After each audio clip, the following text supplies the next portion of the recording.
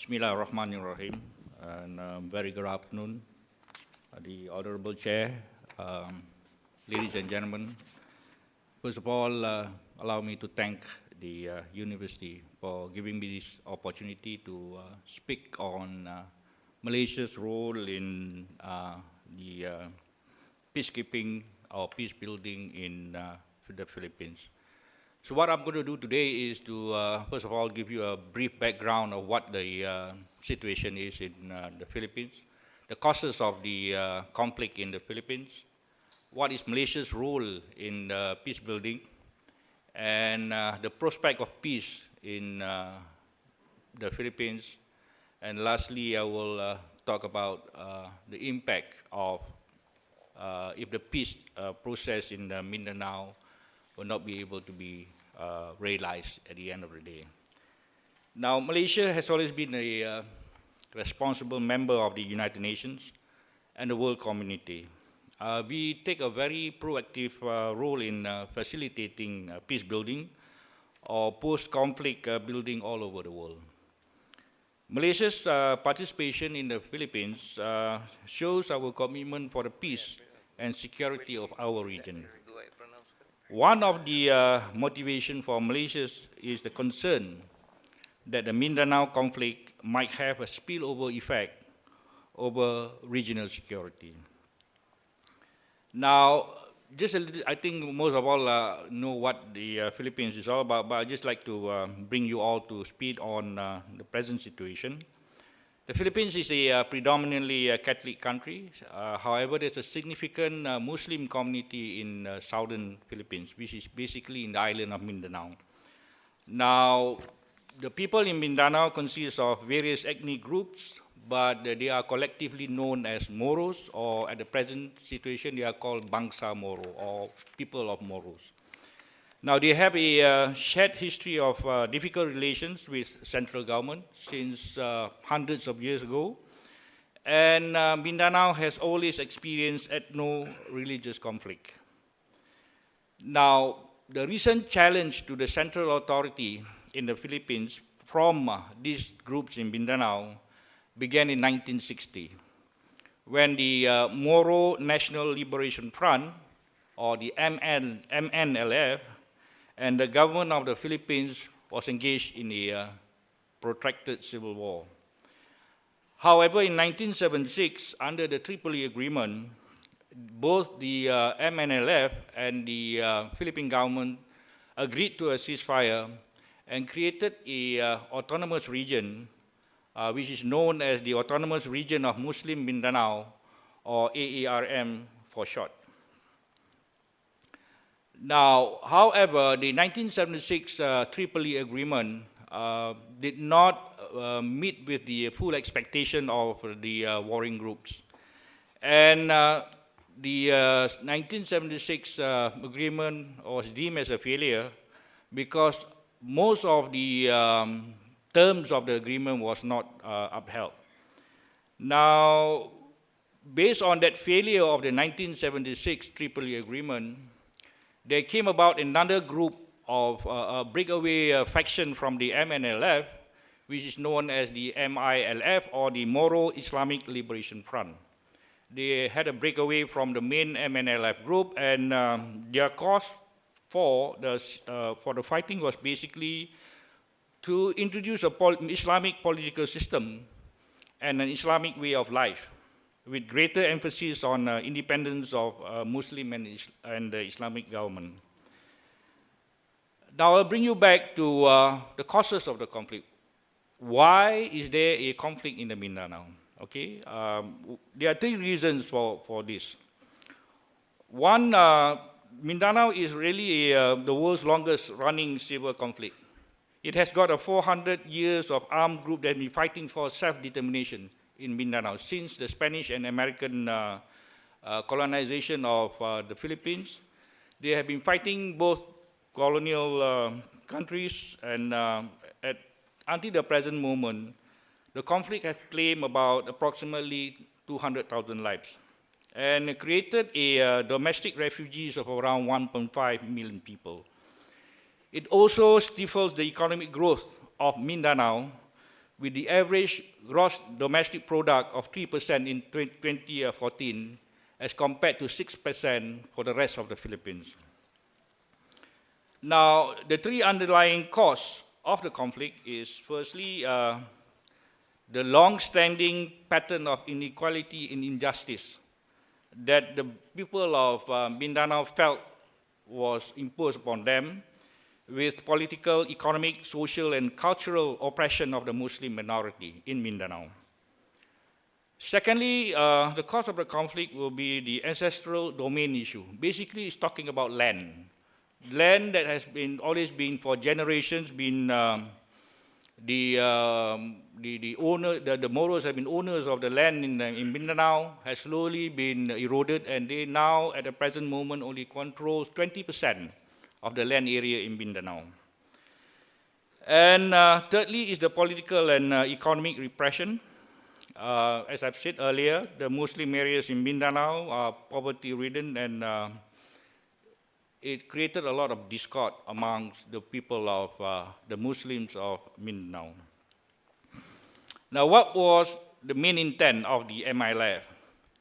Basically, the main intent of the MILF or those faction fighting in Mindanao is the re-establishment of self-determination. The people of Mindanao has been a very proud race. They've been fighting all colonials for the last 400 years. Their main intent in this present civil war is for them to have the right of self-determination in Mindanao. That's basically what they are fighting for. Okay, what about Malaysia's involvement? How has Malaysia been involved in the peace process in the Philippines? Now, since 1970, since the first EEE agreement, Malaysia has been indirectly involved in the peace process under the auspices of the Organization of Islamic Countries, because Malaysia is a member of the OIC.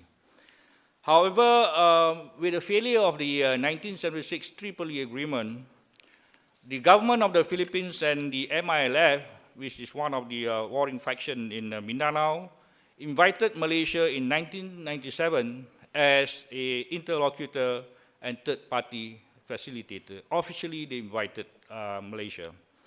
However, Malaysia did not take up the post until 2001, when it actually begins active participation in the Philippines peace-building effort. Now, Malaysia's facilitation includes acting as host for the peace process, the discussion of the peace process, Kuala Lumpur being the place of where the government of the Philippines and the MILF normally would come and discuss. And they also act as a go-between, conveying positions of both parties. The government of the Philippines and the MILF, they act as a go-between and convey the position of both parties. We provided a conducive atmosphere for the peace process to be discussed, and we bridged differences between both the government and the MILF, and we act as a witness to the commitment of the both parties. And of course, we administer the talks.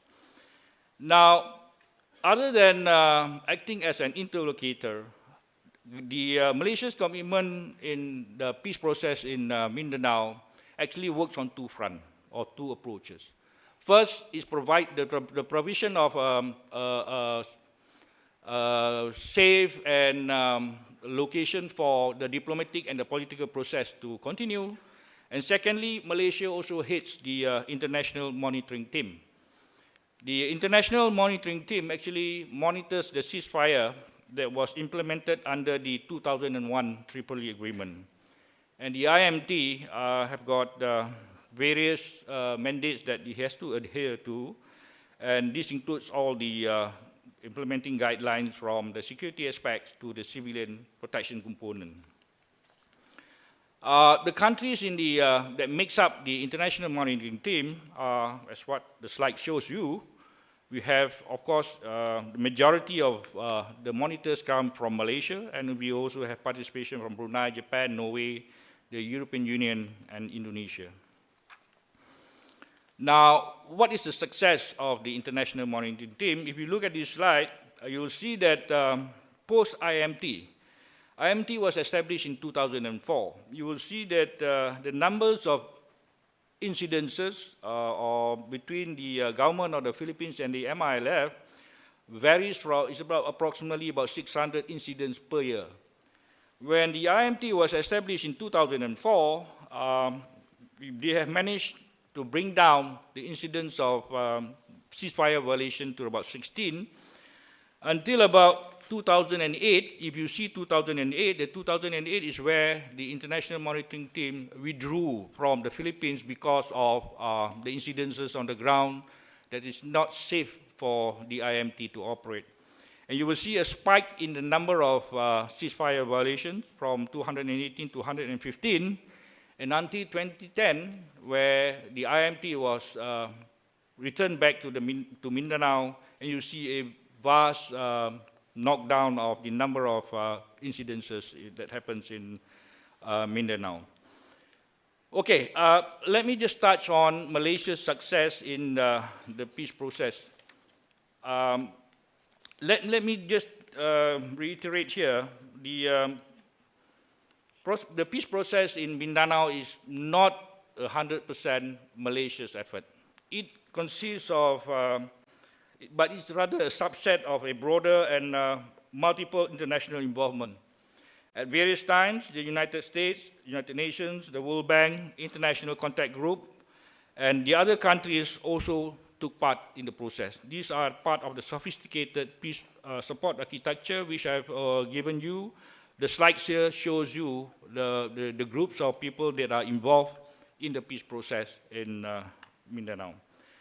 Now, Malaysia's success in the facilitation of the peace process in Mindanao are well documented.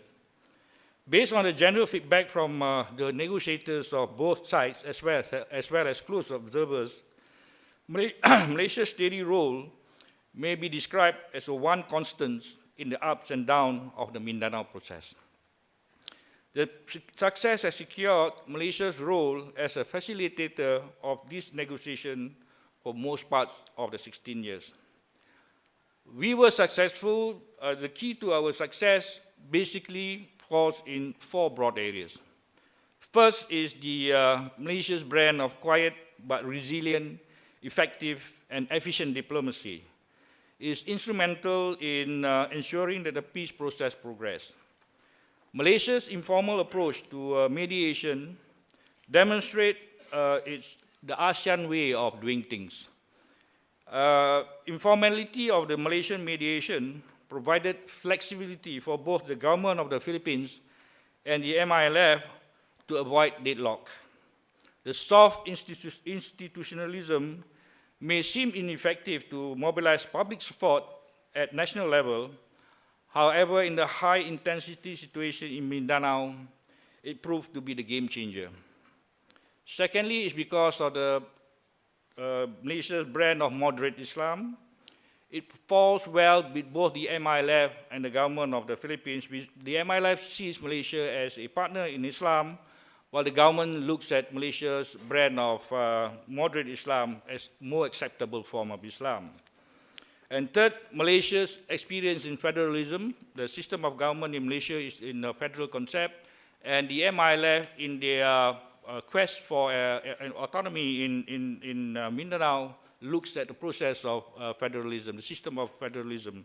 And Malaysia can be seen to be a good example of federalism. And finally, it's because of the Malay culture and temperament among the key players. Both the majority of the Malaysians and the people of Mindanao have got almost the same culture, coming from the same stock. So it's easier for us to talk to these people. Now, Malaysia's role as a facilitator has moved beyond facilitation and into mediation. We are now giving some prodding the MILF and also the government of the Philippines and giving advices on how the peace process can proceed.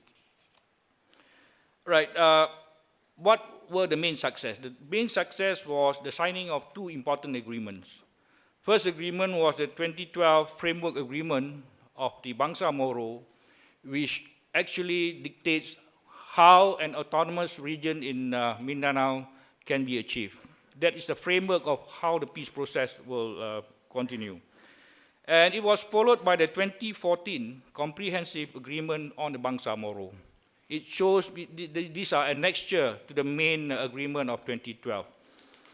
And both the Philippines and Malaysia has also reiterated our strong support for the peace process, with the Philippines recognizing Malaysia's role in pursuing just and lasting peace in Mindanao. And our Prime Minister says that Malaysia's contribution is a model for resolving long-standing conflict, and Malaysia will continue to be an honest broker. Right, what is the prospect of peace in Mindanao right now? Well, at the present moment, the process is stalled due to some legal and constitutional challenges. There is a requirement for what they call as a Bangsa Moro Basic Law to be approved by the Philippine Congress. Until now, that law has not been approved by the Congress, therefore the next step to the peace process could not be carried out. However, the Philippine governments are making great effort to press forward, and inshallah, I think time it will take time to solve the problem. What will be the impact if the failure of the peace process in Mindanao? Regionally, regional security is best served by peaceful, stable, and secure Mindanao. Because the risk of disenchantment will fuel criminality and also will facilitate religious radicalization. Terrorism continues to be a concern of the region, and Mindanao could further fuel radicalization of Muslims in the countries of the region. Now, Mindanao could be a rallying point for the disenchanted, radicalized, and ideologically indoctrinated Muslims in the region. And of course, the failure of the IS in the Middle East would result in returning fighters with operational experiences to choose Mindanao as the next jihad. Now, next is unstable security situation in Mindanao will also impact the security of the threats to the shipping lanes in the tri-border area. The tri-border areas are areas covering Malaysia, the Philippines, and Indonesia, where a total of around 15 billion worth of trade which follows through that area. Now, for Malaysia, the failure of the peace process in Mindanao will complicate Malaysia's effort to secure our own border. There is an estimated influx of about 800,000 immigrants into our country, particularly in Sabah. And also the risk of non-state armed group operating in the Sulu Sea, which poses a threat to Malaysia. This was seen in 2012 with the kidnap for ransom of our tourists in the state of Sabah by these groups of non-state armed group. And also in 2014, the incursion of some Sulu gunmen into Malaysia.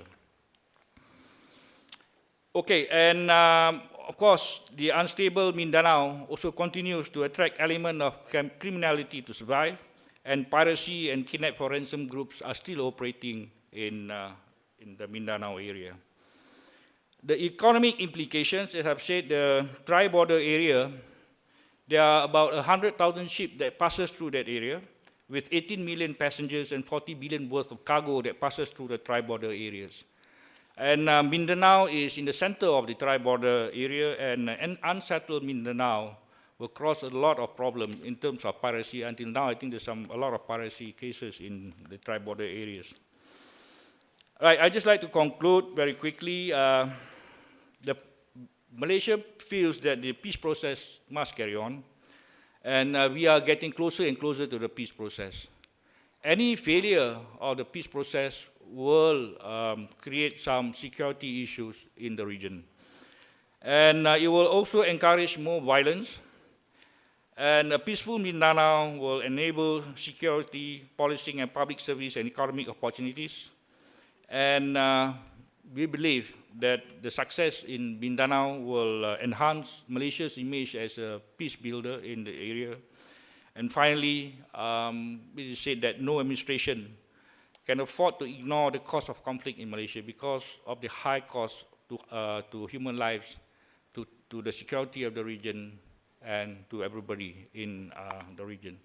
I end my presentation, and I'm sure I'll take some questions and answers at the end. Thank you very much.